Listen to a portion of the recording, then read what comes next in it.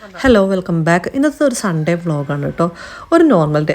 അപ്പോൾ സൺഡേസിൽ ഞങ്ങൾ പൊതുവേ കുറച്ച് ലേറ്റായിട്ടായിരിക്കും എഴുന്നേൽക്കുന്നത്. അപ്പോൾ പിള്ളേർ ചെടിയൊക്കെ ഒന്ന് നനച്ചു കൊടുക്കുകയാണ്. അപ്പോൾ ആ സമയം കൊണ്ട് ഞാൻ കിച്ചണിലേക്ക് കയറി അപ്പവും മുട്ട റോസ്റ്റും ഉണ്ടാക്കാമെന്നാണ് വിചാരിച്ചിരിക്കുന്നത്. അപ്പോൾ മുട്ടയൊക്കെ ഒന്ന് പുഴുങ്ങാനായിട്ടിട്ടു. അതിനുശേഷം ഇതിലേക്ക് വേണ്ടിയിട്ടുള്ള സവാളയും ഇഞ്ചിയും ഒക്കെ ഒന്ന് കട്ട് ചെയ്തെടുത്തു. ഇതാ മാവ് കലക്കി വെച്ചിട്ടുണ്ട് അപ്പത്തിനുള്ള. ഇനി ഒരു പാൻ അടുപ്പത്ത് വെച്ചിട്ട് അതിലേക്ക് കുറച്ച് വെളിച്ചെണ്ണ ചേർത്ത് കൊടുക്കാം. ഒരു 2 ടേബിൾ സ്പൂൺ വെളിച്ചെണ്ണ ചേർത്ത് കൊടുക്കുന്നുണ്ട്. ഇനി ഇതിലേക്ക് ചതച്ച് വെച്ചിരിക്കുന്ന ഇഞ്ചിയും വെളുത്തുള്ളിയും ചേർത്ത് കൊടുത്തിട്ട് ഇത് നന്നായിട്ടൊന്ന് വഴറ്റിയെടുക്കണം. അതിൻ്റെ പച്ചമണമൊക്കെ ഒന്ന് മാറി വരുന്നത് വരെ നന്നായിട്ട് വഴറ്റിയെടുക്കുക. ഞാനിപ്പോൾ ഇത് നന്നായിട്ടൊന്ന് വഴറ്റിയെടുത്തിട്ടുണ്ട്. ഇനി ഞാനിതിലേക്ക് പച്ചമുളക് കൂടി ചേർത്ത് കൊടുക്കുകയാണ്. എന്നിട്ട് ഒന്നുകൂടി ഒന്ന് വഴറ്റിയെടുക്കണം. ഇനി നമുക്കിതിലേക്ക് ചോപ്പ് ചെയ്ത് വെച്ചിരിക്കുന്ന സവാള ചേർത്ത് കൊടുക്കാം.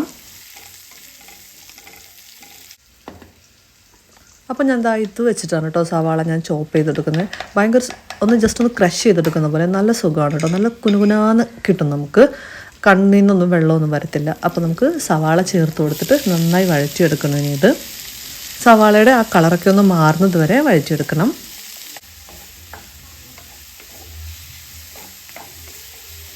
ഇതിൻ്റെ കളറൊക്കെ ഒന്ന് മാറി കിട്ടുന്ന ആ സമയം കൊണ്ട് നമുക്ക് മുട്ടയുടെ തോടൊക്കെ ഒന്ന് ഒലിച്ചെടുക്കാം. ഇപ്പോൾ മുട്ട നന്നായി പുഴുങ്ങിയെടുത്തിട്ടുണ്ട്. 4 മുട്ടയാണ് കേട്ടോ എടുത്തിരിക്കുന്നത്. ഇനി അതിൻ്റെ തോടൊക്കെ ഒന്ന് കളഞ്ഞെടുക്കാം.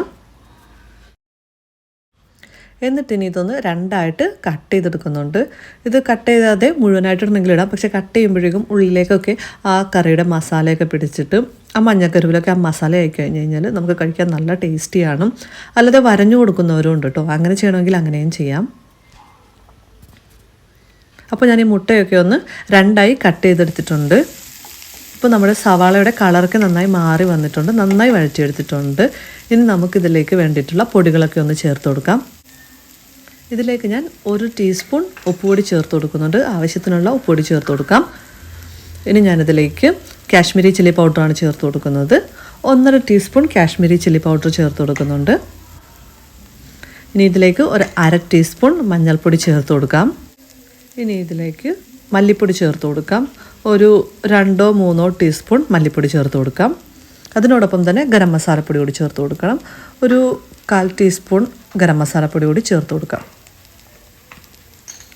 ഓക്കെ, ഇനി നമുക്കിതിലേക്ക് എരിവിന് വേണ്ടിയിട്ട് കുരുമുളക് പൊടി ചേർത്ത് കൊടുക്കാം.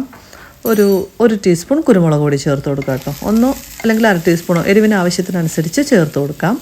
ഇനി നമുക്കിവയെല്ലാം കൂടി നന്നായിട്ട് വഴറ്റിയെടുക്കണം. അപ്പോൾ വേണമെങ്കിൽ ഇതിലേക്ക് ഈ സമയത്ത് കുറച്ച് വെളിച്ചെണ്ണ ചേർത്ത് കൊടുക്കാം. ഞാൻ കുറച്ച് വെളിച്ചെണ്ണ ചേർത്ത് കൊടുക്കുന്നുണ്ട്. ഇത് നന്നായിട്ടൊന്ന് വഴറ്റിയെടുക്കാൻ വേണ്ടിയിട്ട് 1-2 ടേബിൾ സ്പൂൺ വെളിച്ചെണ്ണ ചേർത്ത് കൊടുത്തിട്ട് ആ എണ്ണയിലിട്ട് നന്നായിട്ടൊന്ന് വഴറ്റിയെടുക്കണം. ലോ ഫ്ലെയിമിലിട്ട് വേണം നമ്മളിത് വഴറ്റിയെടുക്കാനായിട്ട്. ഇനി നമുക്കിതിലേക്ക് കട്ട് ചെയ്ത് വെച്ചിരിക്കുന്ന തക്കാളി ചേർത്ത് കൊടുക്കാം. ഒരു മീഡിയം സൈസ് തക്കാളി ചെറുതായി കട്ട് ചെയ്തതാണ് ചേർത്ത് കൊടുക്കുന്നത്. ഇനി ഇതിലേക്ക് കുറച്ച് കറിവേപ്പില കൂടി ചേർത്ത് കൊടുത്തിട്ട് നന്നായിട്ടൊന്ന് വഴറ്റിയെടുക്കാം. ഇനി ഞാനിതിലേക്ക് വെള്ളം ചേർക്കാൻ പോകുകയാണ്. അപ്പോൾ ഞാൻ ഓൾറെഡി തിളപ്പിച്ച് വെച്ചിരിക്കുന്ന വെള്ളമാണ് ചേർത്ത് കൊടുക്കുന്നത്. നമുക്ക് ഗ്രേവിക്ക് ആവശ്യമായിട്ടുള്ള അത്രയും വെള്ളം ചേർത്ത് കൊടുക്കാം. വെള്ളം ചേർത്ത് കൊടുത്തതിന് ശേഷം ഇതിൻ്റെ ഉപ്പൊക്കെ ഒന്ന് നോക്കാം. ഇനി ഇതിനെ നന്നായിട്ടൊന്ന് തിളയ്ക്കാൻ അനുവദിക്കുക. ഒന്ന് നന്നായി തിളച്ച് വരുമ്പോഴേക്കും നമുക്കിതിലേക്ക് കട്ട് ചെയ്ത് വെച്ചിരിക്കുന്ന മുട്ട ചേർത്ത് കൊടുക്കാം. മുട്ടയെല്ലാം ചേർത്ത് കൊടുത്തതിന് ശേഷം ഇത് അടച്ച് വെച്ചിട്ട് ഒരു ലോ ഫ്ലെയിമിലിട്ടിട്ട് നമുക്കൊരു 2-3 മിനിറ്റ് ഒന്ന് കുക്ക് ചെയ്തെടുക്കാം. 2-3 മിനിറ്റ് ലോ ഫ്ലെയിമിലിട്ട് കുക്ക് ചെയ്യുമ്പോഴേക്കും തന്നെ നമ്മുടെ മുട്ട റോസ്റ്റ് റെഡി ആയിട്ടുണ്ടാകും. അപ്പം ഉണ്ടാക്കുന്ന ഭാഗം എനിക്ക് റെക്കോർഡ് ചെയ്യാൻ പറ്റില്ല കേട്ടോ. അപ്പോഴേക്കും എൻ്റെ ഫോൺ ഓഫായി പോയി. പിന്നെ ഞാൻ ഫോൺ കൊണ്ടുപോയി ചാർജ് ചെയ്തിട്ടിട്ട് ബ്രേക്ക്ഫാസ്റ്റൊക്കെ കുറേ കഴിഞ്ഞതിന് ശേഷമാണ്, ഫുൾ ചാർജ് ആയതിന് ശേഷമാണ് എടുത്തത്. അതുകൊണ്ട് ഫുഡ് കഴിക്കുന്നത് ഒന്നും കാണിക്കാൻ പറ്റിയിട്ടില്ല. പിന്നെ ഞാൻ ഈ പൾസസൊക്കെ ഒന്ന് റീഫിൽ ചെയ്തു. എല്ലാം കാലിയായിരുന്നു. അപ്പോൾ കുറേശ്ശേ ഞങ്ങൾ വാങ്ങാറുള്ളൂ. ഏകദേശം നമ്മൾ കുറച്ച് പേരല്ലേ ഉള്ളൂ. അപ്പോൾ കുറേ ഇരുന്ന് ഇങ്ങനെ പൂത്ത് പോകുന്നതിൽ നല്ലത് എന്ന് വിചാരിച്ചിട്ട് കുറേശ്ശേ വാങ്ങാറുള്ളൂ. അപ്പോൾ ഞാനിതെല്ലാം റീഫിൽ ചെയ്ത് വെച്ചു. പിന്നെ ഞങ്ങൾക്ക് ഗസ്റ്റ് ഉണ്ടായിരുന്നു. ഇക്കയുടെ കസിനും ബ്രദറൊക്കെ ഉണ്ടായിരുന്നു. നമുക്ക് എല്ലാ സൺഡേസിലും നമുക്ക് ഗസ്റ്റ് ഉണ്ടാകും, അവരുണ്ടാകും നമുക്ക്. അപ്പോൾ ഞങ്ങൾ ലഞ്ച് പുറത്തുനിന്ന് വാങ്ങിച്ചു. കുഴിമന്തി വാങ്ങി ഞങ്ങൾ കഴിച്ചു. പിന്നെ ഈവനിങ് ആയപ്പോഴേക്കും ഞാൻ ചെറിയൊരു കേക്ക് ഉണ്ടാക്കി, ഒരു ടീ കേക്ക് ഉണ്ടാക്കി. ഇത് ഞാൻ ഇടയ്ക്കിടയ്ക്ക് ഉണ്ടാക്കാറുള്ള ഒരു കേക്കാണ് കേട്ടോ. ടീ കേക്ക് നമുക്ക് എളുപ്പമായിട്ട് വീട്ടിലുള്ള സാധനങ്ങളൊക്കെ വെച്ച് തന്നെ ഉണ്ടാക്കാവുന്ന ഒരു കേക്കാണ്. ഞാനൊരു മിക്സിയുടെ ജാറിലേക്ക് 2 കോഴിമുട്ട പൊട്ടിച്ചൊഴിക്കുന്നുണ്ട്. റൂം ടെമ്പറേച്ചറിലുള്ള കോഴിമുട്ടയാണ് പൊട്ടിച്ചൊഴിക്കുന്നത്. ഇനി ഞാനിതിലേക്ക് 1 ടീസ്പൂൺ വാനില എസൻസ് കൂടി ചേർത്തിട്ട് ഇത് നന്നായിട്ടൊന്ന് ബ്ലെൻഡ് ചെയ്തെടുക്കുന്നുണ്ട്.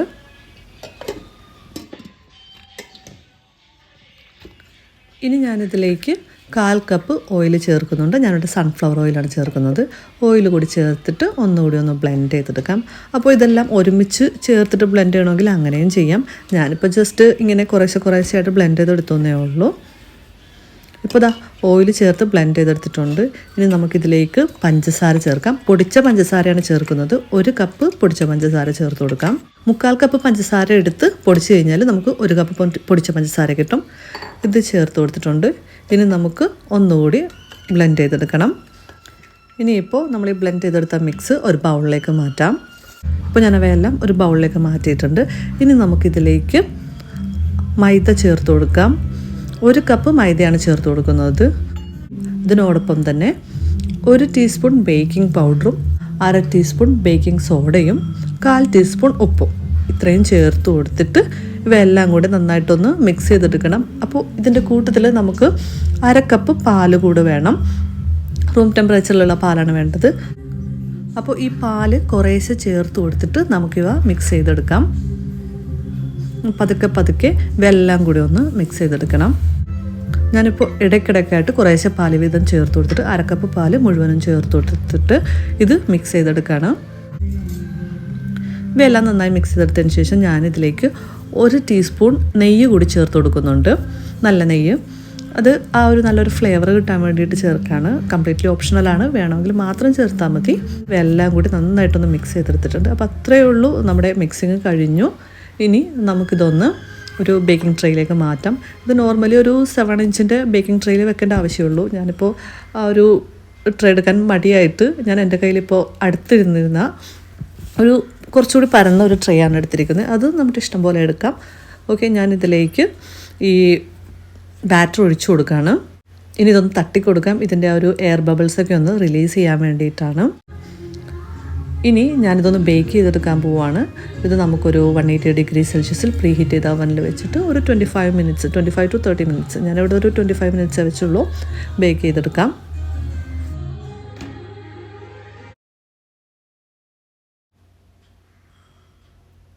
ഇതാ ഇപ്പോൾ നമ്മുടെ കേക്ക് റെഡി ആയിട്ടുണ്ട്. നന്നായി കുക്കായി വന്നിട്ടുണ്ട്. കേക്ക് നന്നായി പൊങ്ങി വന്നിട്ടുണ്ട്. നമുക്കിനി കേക്ക് എടുത്തിട്ട് ഒന്ന് ചൂടാറാനായിട്ട് വയ്ക്കാം. ഈ സമയം കൊണ്ട് തന്നെ ഞാൻ കുറച്ച് ചായക്കും വെച്ചു, കുറച്ച് കട്ടൻ ചായയൊക്കെ വെച്ചു. അപ്പോൾ നമുക്ക് ഈ കേക്കും ചായയായിട്ട് എല്ലാവർക്കും കഴിക്കാമല്ലോ എന്ന് വെച്ചിട്ട്. ഇപ്പോൾ അതാ കേക്ക് ഒന്ന് തണുത്ത് വന്നിട്ടുണ്ട്. അപ്പോൾ ഞാൻ കേക്ക് ഒരു പ്ലേറ്റിലേക്ക് മാറ്റുകയാണ്. എന്നിട്ടൊന്ന് കട്ട് ചെയ്തെടുക്കാമെന്ന് വിചാരിച്ചു. ഇപ്പോൾ അതാ കേക്ക് ഒന്ന് ചെറുതായിട്ട് കട്ട് ചെയ്തെടുക്കുകയാണ്. ഇപ്പോൾ ഞാൻ കേക്ക് എല്ലാം കട്ട് ചെയ്തെടുത്തിട്ടുണ്ട്. കണ്ടോ, നല്ല സോഫ്റ്റായിട്ട് നല്ല അടിപൊളിയായിട്ട് കേക്ക് വന്നിട്ടുണ്ട്. അത് നോക്കി, നല്ല സ്പഞ്ചി ആയിട്ട് വന്നിട്ടുണ്ട്. കണ്ടോ, നമ്മുടെ ചായ ഇവിടെ റെഡി ആയിട്ടുണ്ട്. അപ്പോൾ ഞങ്ങളെല്ലാവരും കൂടി ചായ കുടിക്കാമെന്ന് വെച്ചു.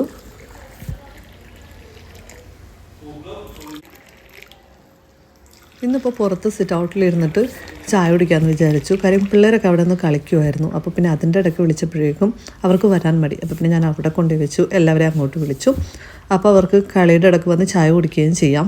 അങ്ങനെ ഞങ്ങളെല്ലാവരും കുറച്ച് നേരം അങ്ങനെ സിറ്റ് ഔട്ടിൽ ചായയൊക്കെ കുടിച്ചിരുന്നു. പൊതുവെ എനിക്ക് അവിടെ ഇരിക്കാൻ നല്ല ഇഷ്ടമാണ്. ചെടികളൊക്കെ നോക്കി അങ്ങനെ ഇരിക്കാൻ അടിപൊളിയാണ്. അങ്ങനെ എല്ലാവരും കഴിച്ചു.